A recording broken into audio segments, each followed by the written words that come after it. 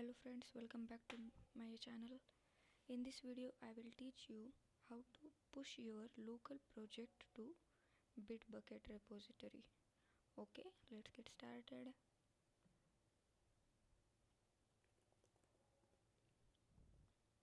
So I will draw here something.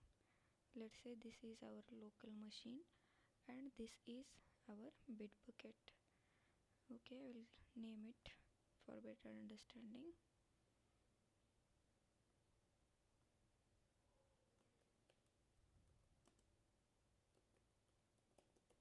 This is our local machine and this is Bitbucket. Okay, in my local machine means our laptop or computer, whatever you use for doing coding and projects. Okay, so this is our local machine. It means let's say this is our laptop. In our laptop there are two drives, let's say C drive and D drive.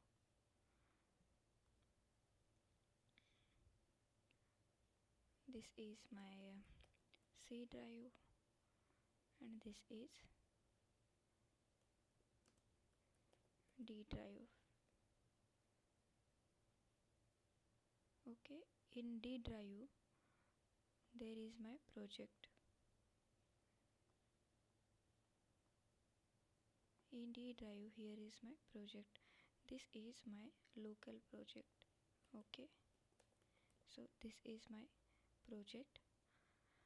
I want this local project to push on Bitbucket. To push on Bitbucket, first thing I will have to create a repository in Bitbucket.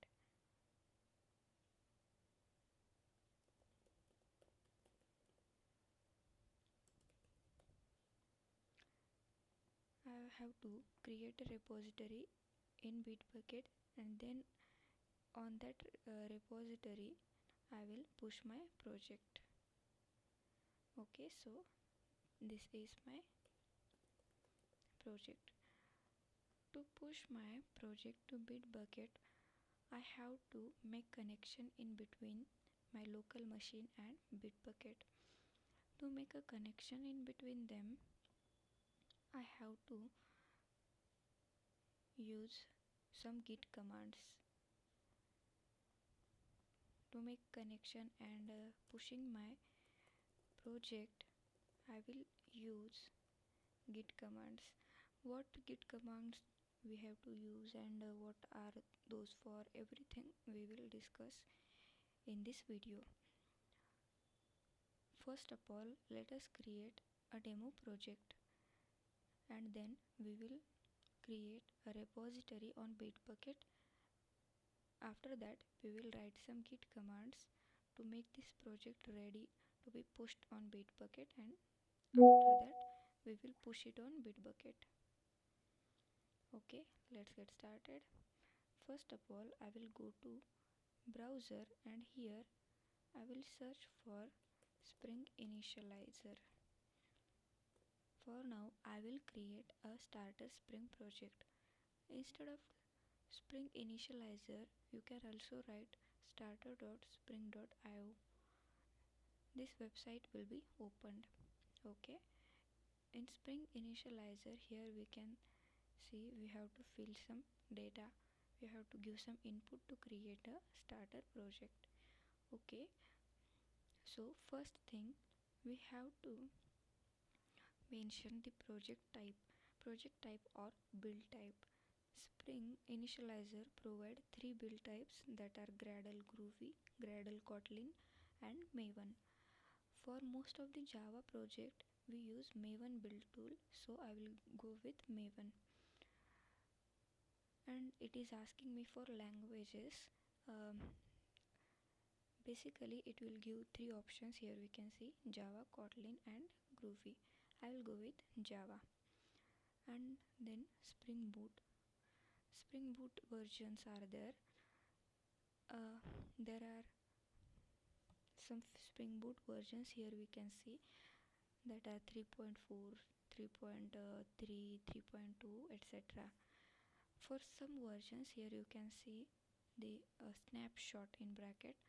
This snapshot means these versions are under development. They are not fully ready to be used. So I will go with this 3.3.3 version because it is stable and fully ready for being development. After that, we have to give some project metadata. We have to give some information about our project. So this is group ID. For group ID, here by default com.example is written, so I will modify this as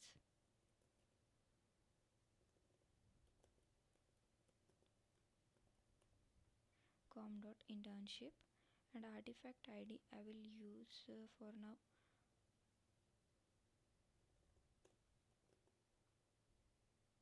in demo 3. Okay, for now I'm giving some dummy names.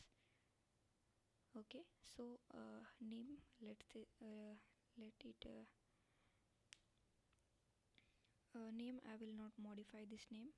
Okay, for description let's keep it as it is. And package name, here we can see our package name is the combination of group ID and artifact ID.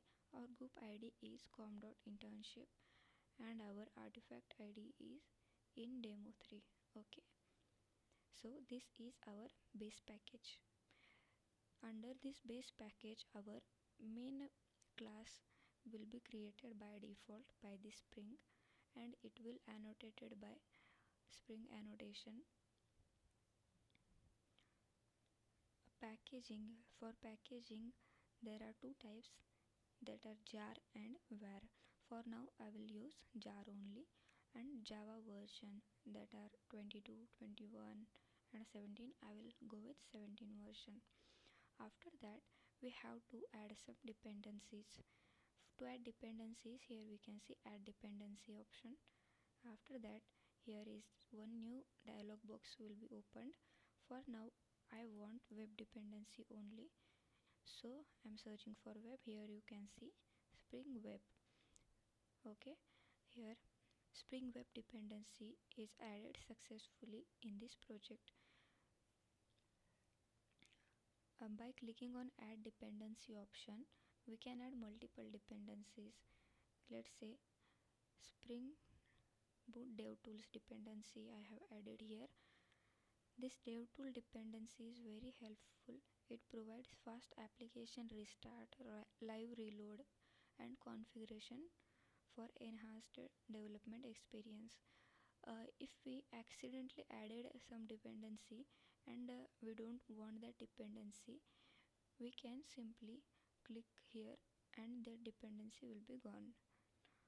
Okay, for now I have added Spring Web and Spring Boot DevTools dependency. DevTools I don't want here. I don't want DevTool dependency for now.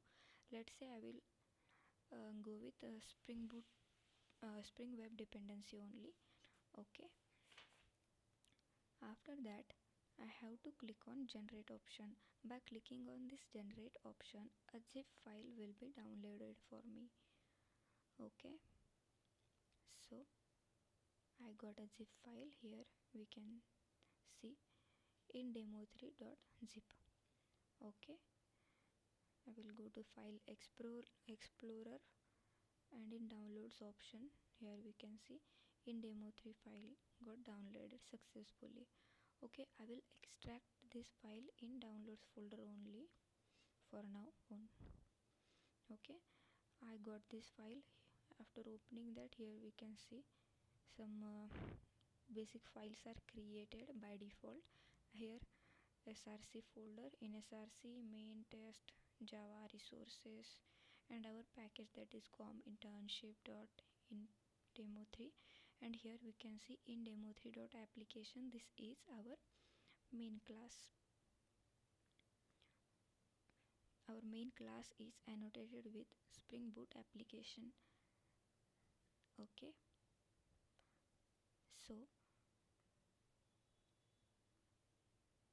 I want to test this project first. Let us run it and see it is working fine or is there any problem. To check that, I will simply copy this path and I will open STS. STS means Spring Tool Suits. Okay, it is opening.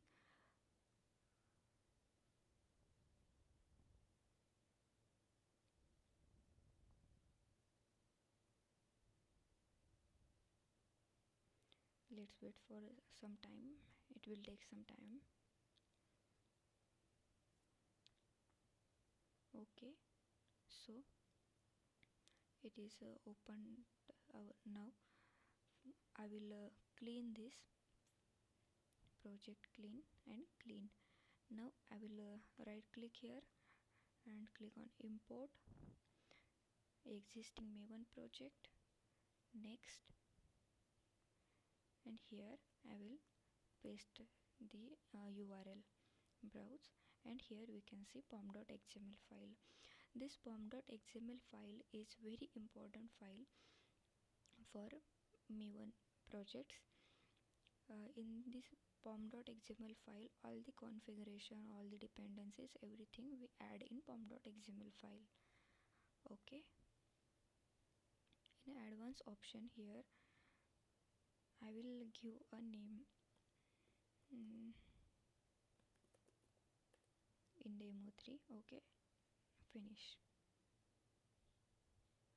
Here you can see in demo 3 got imported successfully. Now I'll go to run this. To run this I will simply click on right button, then run as, then Maven build. A new dialog box will be created, will be opened here, and now I will write clean package. This is our first run, so I will write package. This package will generate a jar file for us. Okay, something is happening in console. Let's wait for some time.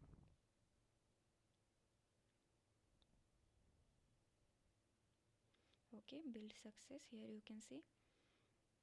And in demo 3 some snapshot version .jar. This is our jar file. It is downloaded successfully. Okay, now I will go to run this. Right click, run as, Maven build, and here I will write clean spring boot run. Okay, wait for some time.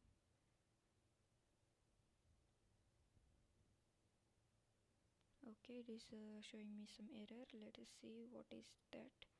Okay, so port 8080 is already occupied by some other service. We can resolve this problem by stopping that existing service which is running on port 8080, and the other solution is this project. We can run this project on other port.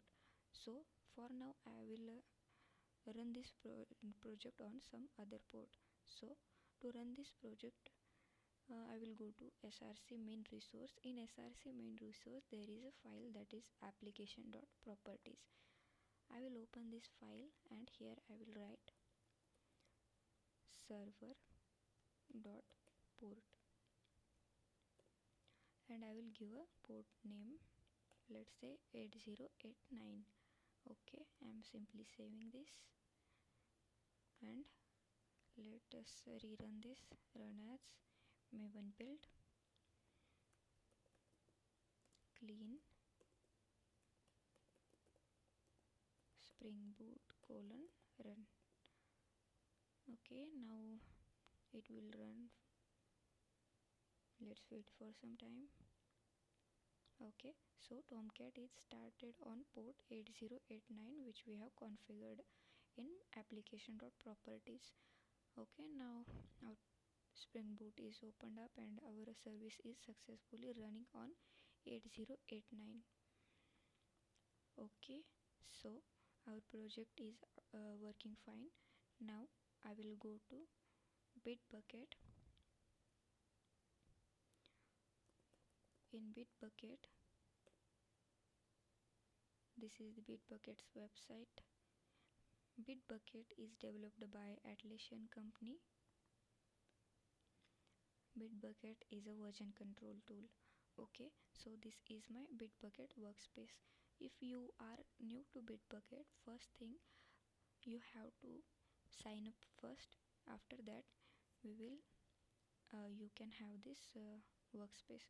So here Java internship work is my workspace, and here are some repositories created. To create a new repository, there are three ways typically. First one is we can simply create a new repository by clicking this add option, and here is another option, that is create repository, and we can create a repository. There is one more option, that is you can go to this repositories tab, and in repositories tab here we can create a new repository. You can go with any of that. The three are used to create a repository. Okay, so now first of all I will give a project name. Okay, I will give a name, that is demo3. I will keep the same name only, I don't want to modify it. Okay, so repository name, for repository name let's say demo3 underscore repo. Okay, it is asking me for some other information, include a readme. For now I will click on yes. And default branches name are min and master. For now I will click on master. I want to go with master. Okay, include git, ignore, I will go with yes only. I don't want to change anything here, and simply I will I will click on create repository. So my repository is being created. Let's wait for some time. Okay, here we can see in demo underscore repo is my repository name, and in demo3 is my project name. Okay, so our repository is created successfully and our project is also running fine.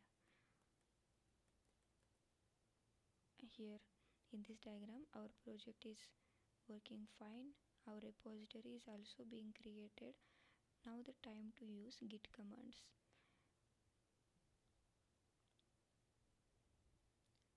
To use these git commands I will go to this extracted project. In extracted project, here we can see this is our files. I will simply click right click here and then show more options. In show more options, here we can see some git options are there, some other options also are there. I'll click on open git bash here. Okay, so our git bash is opened up.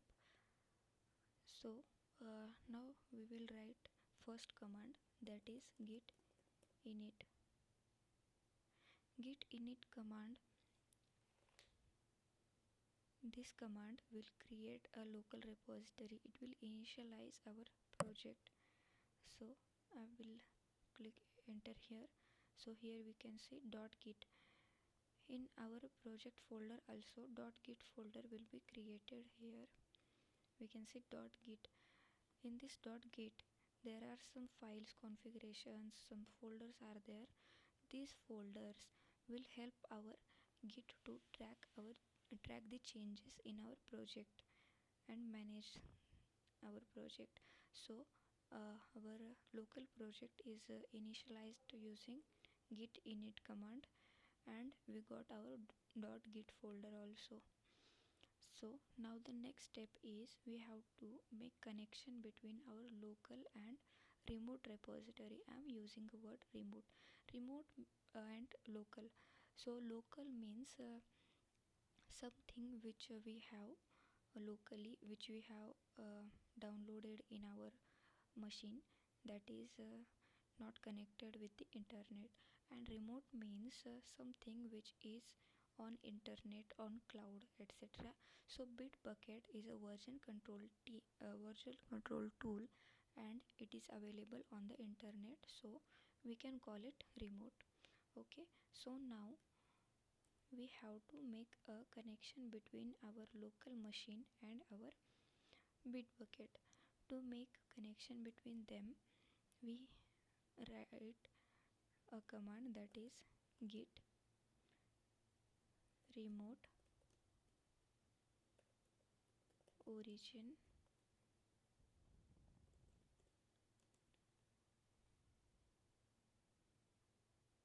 sorry uh, git remote add origin.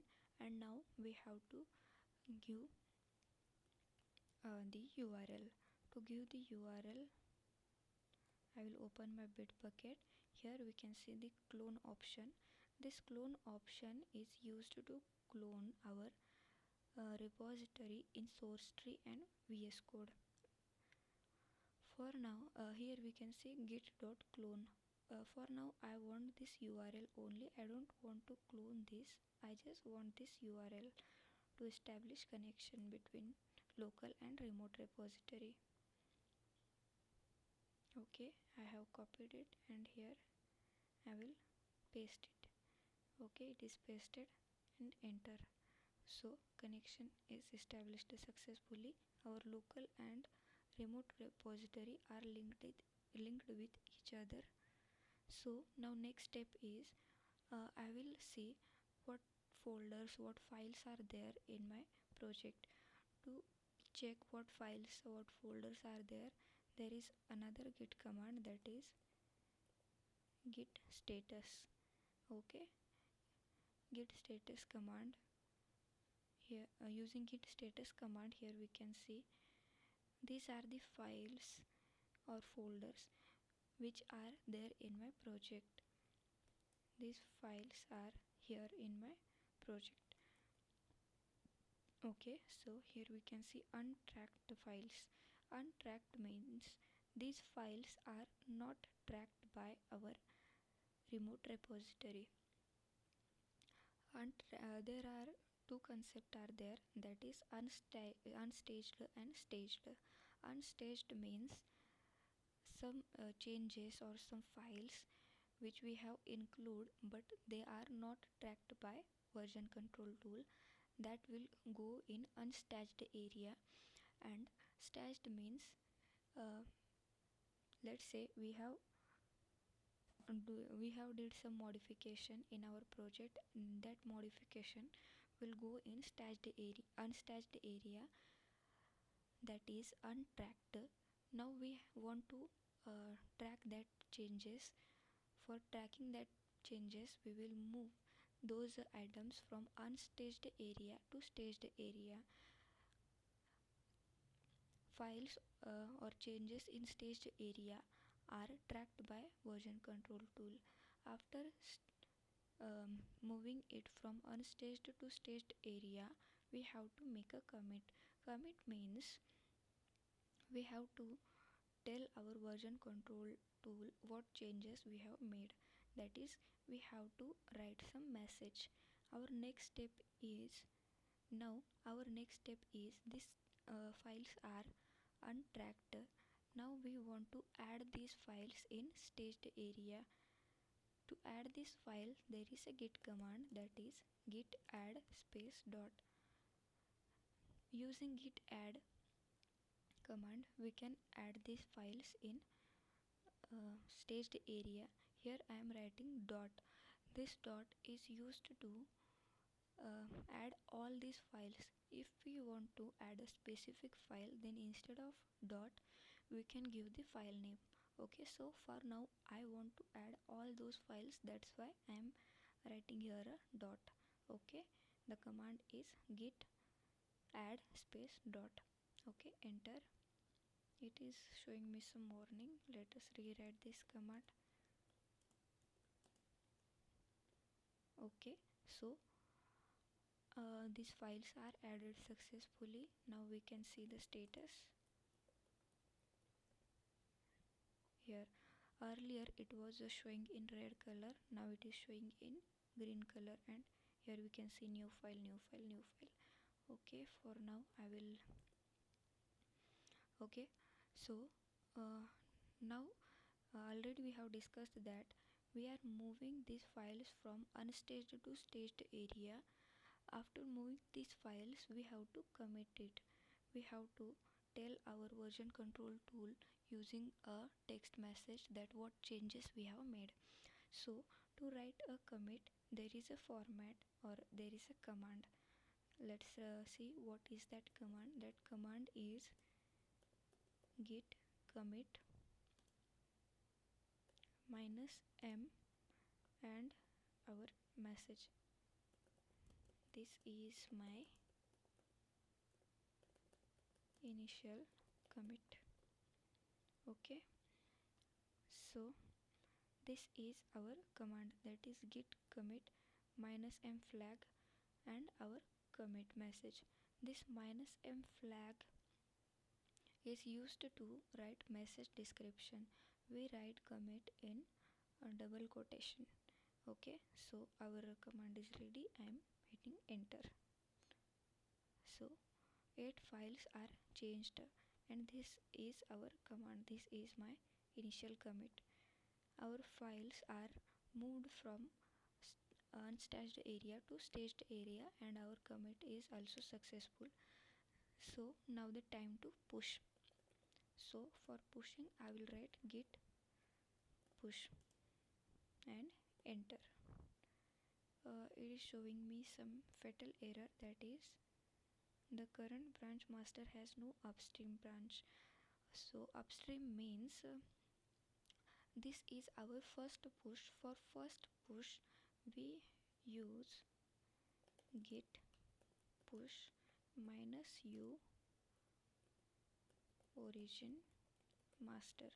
Minus u flag is used to upstream the master branch. uh, while while we are doing our first push, we use this command. After that, for future pushes we can push using git push command only. For first time we have to use git push minus u origin master and then enter. It will take some time. Let's see what happens. Okay, so it is rejecting because the remote contains work that you do not have locally. This is usually caused by another repository pushing to the same reference. Okay, so for now I will write another command for push this. That another command is git push minus f origin master. Okay, master means our master branch. Master branch is our main or default branch. Okay, so we are trying to push our local project to Bitbucket's master branch. Okay, sorry, Bitbucket repositories master branch. So our command is git push minus f origin master. Minus f flag is very powerful flag of git. Minus f means force. Now we are trying to forcefully push our project to Bitbucket. So I am clicking enter here. It will take some time. Let's wait. Okay, so done. Our project is successfully pushed on Bitbucket repository. To check this, I will go to Bitbucket. I will close this. This is not use. Okay, so this is our Bitbucket repository. This is our starter uh, repository things we got. Now I have pushed my local project using git commands to Bitbucket repository. To see it, I will simply click on refresh option here. Now we can see there are two files are there, that is readme and gitignore file. Okay, after refreshing you can see my local project will be displayed here. Okay, here we can see my local project is displaying here.